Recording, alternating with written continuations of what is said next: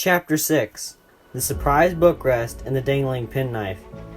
Perhaps the most remarkable of all the mysterious happenings of this exciting period in the history of Longview Village was what happened to little Jimmy McDougal's invalid chair. Little Jimmy was the only real cripple that the village possessed. When quite a baby, Jimmy had fallen and hurt his back, and from that sad day he had to lie down most of the time. Occasionally he was well enough to sit up, and then he would be placed at the cottage door to watch the other children go by to school or play. Recently the villagers had clubbed together and bought the poor little fellow an invalid chair, having it sent all the way from Glasgow.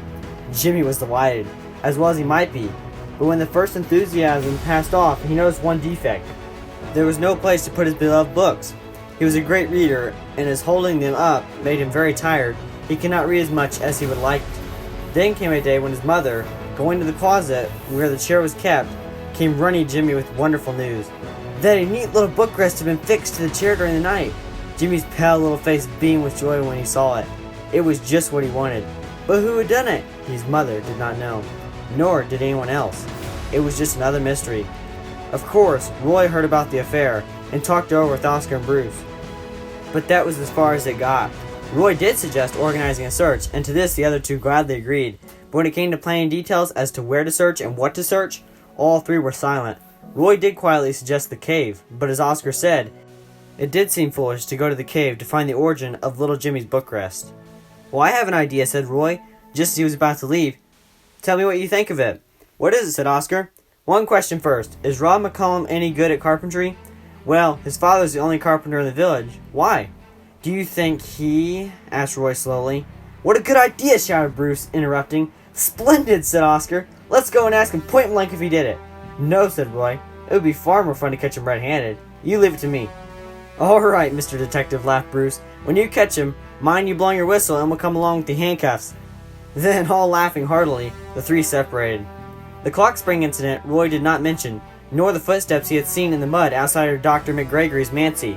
He felt that these were pieces of evidence of the first importance, not to be idly passed on to village boys, and through them to others, and so perhaps put the person he was looking for on his guard. He had not forgotten, too, the figure he had seen in the mouth of the cave on his swimming trip some days before. Could he have been deceived? It was possible, of course, but he thought not. But then, what reason had he? As Oscar and Bruce had said, to connect the widow's herring, Peter MacDonald's supper, the returned cork jacket, the oar, Miss McKee's peat, old Corky's boat, Dr. McGregory's window, Jimmy's bookrest, and the piece of rusty clock spring with the cave. None at all. Surely it was all foolishness. True, he had little evidence against Rob McCullem. After all, it was only hearsay. He would give it all up. But that was much easier said than done, for his mind had been full of the series of mysteries ever since he had landed in Longview Village. That very night, Roy's diminishing enthusiasm was re-aroused to its fullest pitch. The mystic midnight workers actually visited his uncle's store. Mr. Ross, some weeks back, had lost a penknife which he valued highly as a present from an old friend, and whose loss he had felt keenly at the time. Now he awakened in the morning to find it swinging on a string outside his bedroom window. Roy looked upon the event as bearding the lion in his den, he being the lion, and forthwith made a firm resolve that he would leave no stone unturned till all the mysteries were solved. He did not know how near he was to the desire of his heart. Nothing particular happened the following night, but one after that, someone entered old Mrs. McIntry's cottage while she was out attending her sick daughter-in-law in another part of the village. The mystic intruder practically rebuilt the old kitchen table which, despite its fearful ricketiness, old Mrs. McIntry had continued to use for many months past, there being no one to mend it for her. As soon as Roy heard the news, he ran down the village street to the scene of this latest happening. Very carefully, he examined the renovated table. It was now beautifully steady and strong. Roy noticed that the weak parts had been screwed together, not nailed.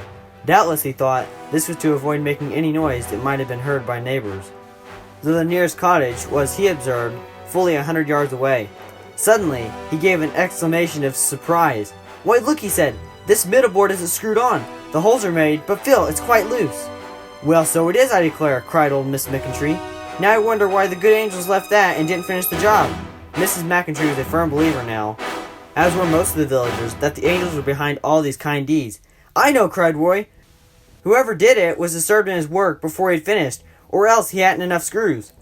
"Maybe they'll come back and finish the job tonight," suggested Mrs. McIntry. "Why, yes," cried Roy, getting very excited all of a sudden. "Maybe they will." Say, Mrs. McIntree, would you mind if I come here and watch? Of course, boy, if you want to. But if it's the angels, you'll not see anything.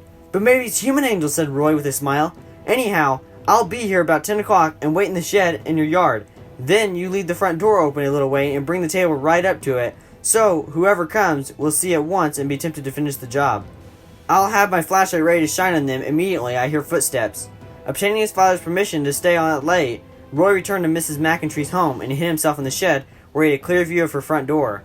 The door was left ajar and the table made easy of access as arranged. Roy was very excited. His nerves were on keenest edge, but as the minutes dragged by, his spirit sank a little. Perhaps no one would come after all. He got chilly and creepy, and when 12 o'clock passed, he became very drowsy. Presently, his eyes refused to keep open any longer, and his head fell down on his chest as he dropped off into sound slumber. Ah, what was that? Footsteps! Roy started up, rubbed his eyes, and felt wildly for his flashlight. Pointing it full at the doorway where he had heard the sounds, he switched on the light. It shone on Mrs. McIntree. "Where are you, boy?" she cried. "Did you see them?" "No, see who?" gasped Roy. "I don't know. Somebody, though. I heard movement and noises and got up to look, but there wasn't anyone." "But the table!" gasped Roy, running toward it. "Are the missing screws in place?" They were. Continue listening.